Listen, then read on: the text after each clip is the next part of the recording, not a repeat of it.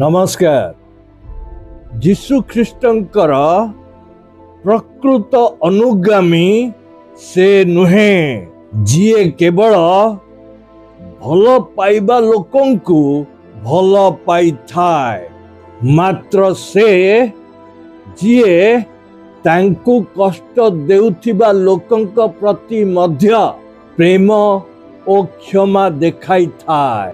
मंदर प्रत्युत्तर मंदरे देबा सहज, मात्र भलरे उत्तर देबा पवित्र आत्मांक सहायतारे केवल संभव। आज निष्पत्ति नियंतु, प्रतिशोध नुहे प्रेम, घृणा नुहे क्षमा, कारण यह ही जीशु ख्रीष्टंक पथ।